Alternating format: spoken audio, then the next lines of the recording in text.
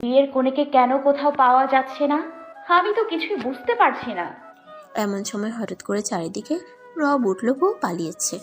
পলক তো একদম ভ্যাবাচেকা খেয়ে গেল। জান্নাত পালিয়েছে মানে?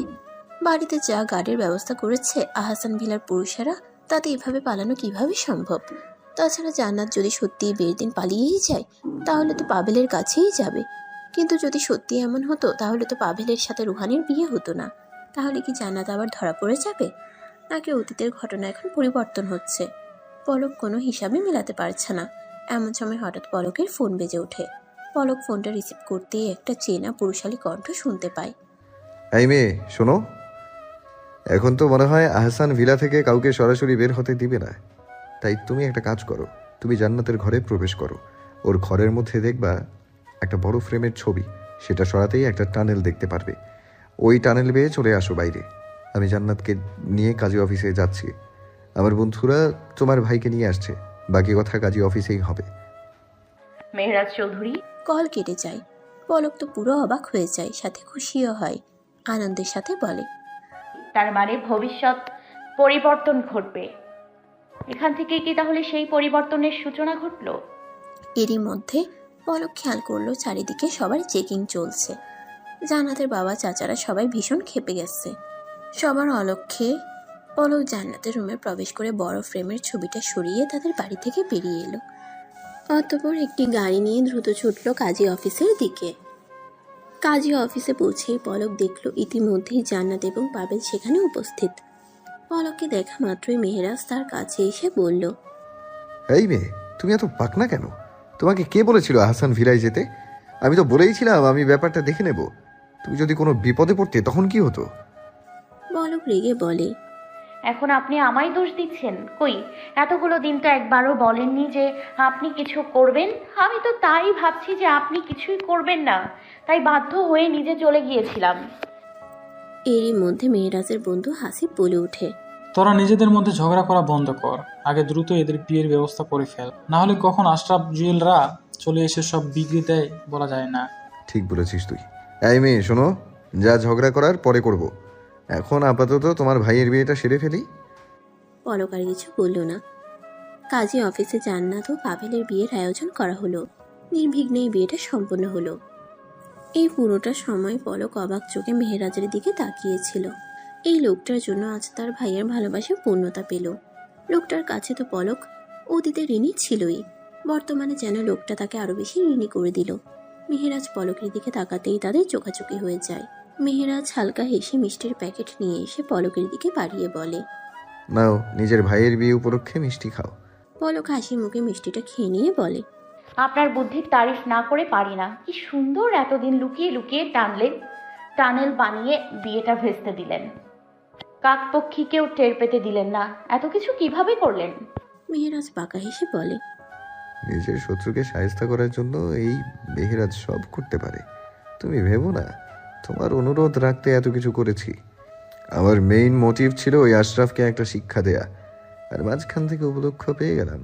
যদি ওই মেয়েটার বিয়ে আশরাফের সাথে না ঠিক হতো, তাহলে আমি তোমায় কখনো সাহায্য করতাম না। মেহেরাজের কথা শুনে পলকের মন একটু খারাপ হয়ে গেলেও সে চওড়া হেসে বলে, এখনকার পৃথিবীতে নিঃস্বার্থভাবে কেই বা সাহায্য করে? সবাই তো স্বার্থের জন্যই সাহায্যের হাত বাড়ায়।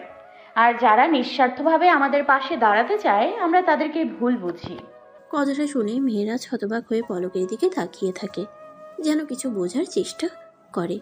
পলক মেহেরাজের থেকে চোখ ফিরিয়ে নিয়ে বলে, এরপর যদি কখনো আমার এমন সাহায্যের প্রয়োজন পড়ে যেখানে আপনার স্বার্থ জড়িয়ে আছে, তো আমি আপনাকে জানাবো। আশা করি আপনি সাহায্য করতে এগিয়ে আসবেন। মেহেরাজ কিছুই বলল না। এদিকে জান্নাত এসে পলককে জড়িয়ে ধরে বলে, শেষ পর্যন্ত আমার ভালোবাসা পূর্ণতা পেল। তোমাকে অসংখ্য ধন্যবাদ। তুমি যদি এতদিন ধরে আমার সাহস না জোগাতে, তাহলে হয়তো আমি এত বড় স্টেপ নিতে পারতাম না। পাবেল এগিয়ে এসে মেহেরাজকে ধন্যবাদ জানিয়ে বলে, তুমি আমার থেকে বয়সে ছোটই হবে, তবে আজ তুমি আমার যা উপকার করলে তা আমি কখনো ভুলব না। তোমার জন্য আমি আমার জান্নাতকে পেলাম। আমার বোনটাও অনেক উপকার করলো আমায়, না হলে তো আমি ভেবেইছিলাম এই ভালোবাসা কখনো পূর্ণতা পাবে না। আমাকে বোধহয় দেবদাস হয়ে যেতে হবে। পলক এসব দেখে বলে, আজ যে বড় একটা পরিবর্তন ঘটলো দুজনের জীবনে, ভবিষ্যতে কি এর কোনো প্রভাব পড়বে? এখন ভবিষ্যৎ যে পুরোপুরি বদলে গেল, কি হবে এর পরিণাম?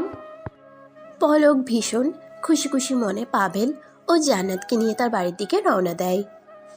সাথে মেহেরাজরাও ছিল, কিন্তু বাড়িতে পৌঁছানো মাত্র যেন তার সব খুশি উড়ে যায়। কেননা বাড়িতে পৌঁছে এসে দেখতে পায় আশরাফ জুয়েলরা সবাই মিলে এসে তার বাড়ির বাইরে দাঁড়িয়ে আছে। পলক এসব দেখে ভীষণ ভয় পেয়ে যায়, তবে মেহেরাজ তার সাথে থাকা একটু সাহসও ছিল মনে। জান্নাত ও পাভেলকে একসাথে দেখে আশরাফের মাথায় আগুন জ্বলে যায়। সে গিয়ে এসে পাভেলের কলার চেপে ধরে বলে, তোর এত বড় সাহস আশরাফের জিনিসের দিকে হাত বাড়াস? তোর হাত আমি কেটে ফেলবো। পরিস্থিতি বেগতিক দেখে পলক এগিয়ে গিয়ে আশরাফকে ধাক্কাধাক্কি করতে করতে বলে, আমার ভাইকে ছেড়ে দিন, আমার ভাইকে ছেড়ে দিন, না হলে কিন্তু ভালো হবে না। আশরাফ জোরে একটা ধাক্কা দেয় পলককে, যার ফলে পলক আর তাল সামলাতে না পেরে নিচে পড়ে যায়। এই দৃশ্য দেখে মেহেরাজ ভীষণ রেগে যায়, রাগে হাত মুষ্টিবদ্ধ করে নেয়। পলককে দ্রুত টেনে তুলে আশরাফের কাছে গিয়ে তাকে এলো পাথারি মারতে থাকে। জুয়েল সহ আশরাফের অন্যান্য সাঙ্গপাঙ্গরা তাকে বাঁচাতে এগিয়ে আসে। মেহেরাজের বন্ধুরাও এগিয়ে আসে তার হয়ে লড়তে। দুপক্ষের মধ্যেই বেশ ভালো লড়াই বাঁধে।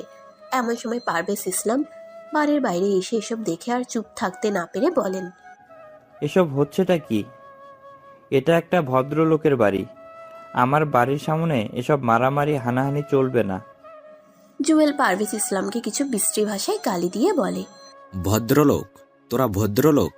তোর ছেলে আমার বোনকে তুলে নিয়ে এসে বিয়ে করেছে, ও জানে না কোথায় হাত দিয়েছে। তোদের গোষ্ঠী আমি উদ্ধার করে রেখে দেব।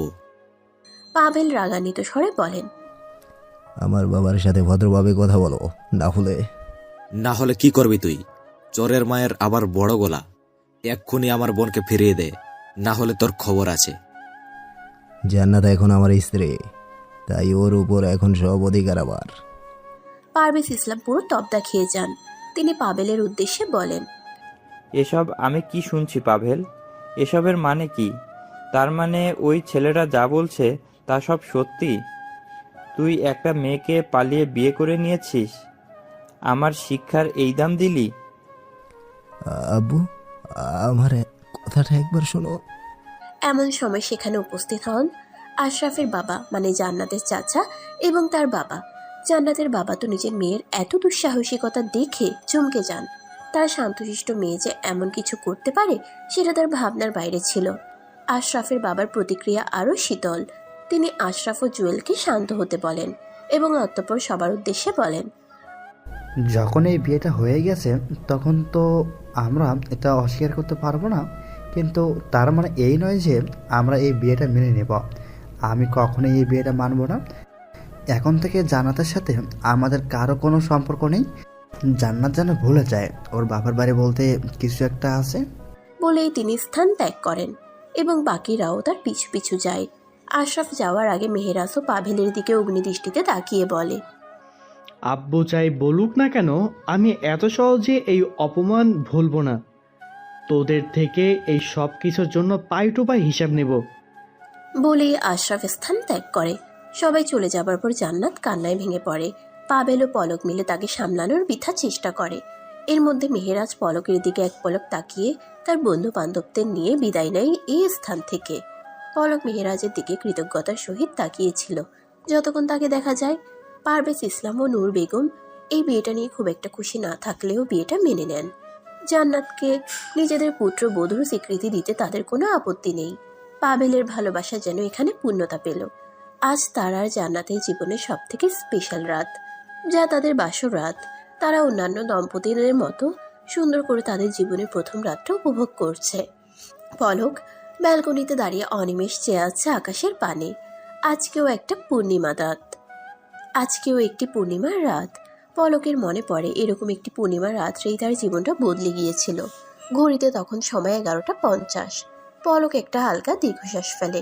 হঠাৎ তার নজরে আসে তার বাড়ির বাইরে একটা বুড়ি দাঁড়িয়ে, তার মুখে সামান্য হাসি। পলককে যেন বুড়িটা কোনো এক অদ্ভুত বলে আকর্ষণ করছিল। পলক দ্রুত বাড়ির বাইরে এসে সেই বুড়ির মুখোমুখি হলো। বুড়িটা পলককে দেখা মাত্রই বলল, তোর জীবন থেকে একটা পূর্ণিমা চলে গেল, তোর হাতে আর মাত্র 3টা পূর্ণিমা পর্যন্ত সময় আছে। এর মধ্যে তোকে যা করার করতে হবে। বুড়ির কথা শুনে পলক অবাক হয়, জিজ্ঞেস করে, কে আপনি? আপনি কি আমার ব্যাপারে সব জানেন? বুড়িটা কিছুক্ষণ অদ্ভুত হাসি দিয়ে বলে, 12টা বাজতে আর বেশি দেরি নেই। তৈরি হয়ে যা, আবারও সময়ের অবর্তমানে ঘোরার জন্য। প্রত্যেক পূর্ণিমাতেই তোর সাথে এমন হবে। একদিন পর আবারও তুই অতীতে ফিরতে পারবি, তবে তার আগে তোকে ভবিষ্যতে গিয়ে আরও কিছু জানতে হবে। ভবিষ্যতে একদিন অতিবাহিত করে আবারও অতীতে ফিরতে হবে, যাতে তুই অতীতটা সুন্দর করতে পারিস।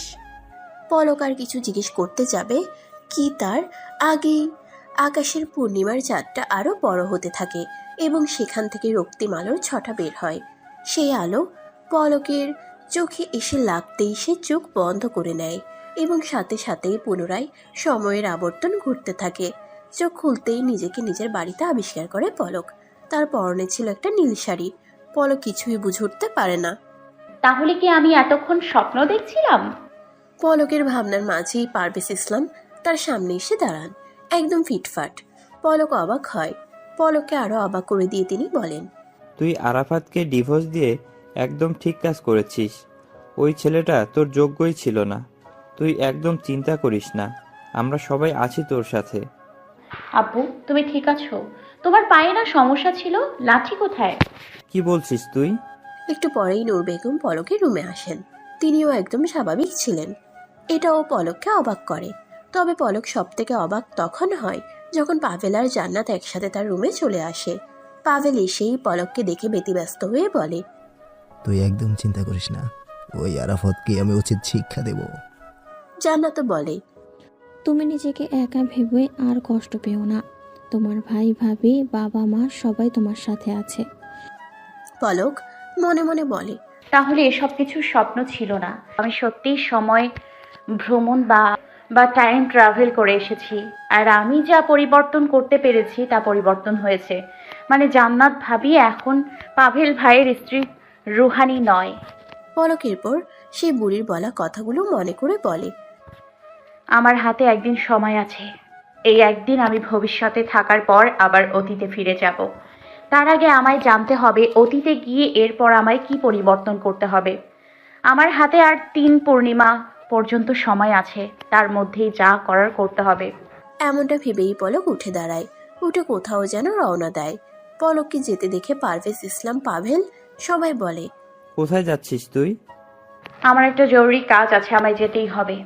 বলে সে আর এক মুহূর্ত অপেক্ষা না করে চলে যায়। পলক ছুটতে ছুটতে চলে আসে ফারিয়ার বাপের বাড়িতে। সেখানে এসে দেখতে পায় ফারিয়ার বাড়ির বাইরে অনেক ভিড়। তাদের মধ্যে কিছু লোক বলাবলি করছিল, বাবা মার লোভের জন্যই এমন ফুলের মতন মেয়েটার জীবন এভাবে ঝরে গেল। ওরা তো শুধু ছেলের টাকা পয়সায় দেখেছে, ছেলেটা কেমন সেটা আর দেখেনি। এখন তার ফল পেতে হচ্ছে মেয়েটাকে। না জানি 5 বছর থেকে কি নিদারুণ কষ্ট ভোগ করেছে। আমি তো শুনেছি মেয়েটার স্বামী দুনিয়ার 1 নম্বর লম্পট। ঘরে বউ রেখেও অন্য মেয়ের সাথে নষ্টামি করত। রাত বিরেতে মদ খেয়ে এসে বউয়ের গায়ে হাত তুলত। শ্বশুর শাশুড়ি তো কম অত্যাচার করতো না। আর এবার তো সব মাত্রা ছাড়িয়ে গেছে। প্রেগন্যান্ট মেয়েটাকে এমনভাবে মেরেছে যে ওর পেটের বাচ্চাটা মারা গেছে। মেয়েটাকে দেখে এলাম মাত্রই, এখন সারা গায়ে মারের দাগ, স্যালাইন দিয়ে রাখা হয়েছে।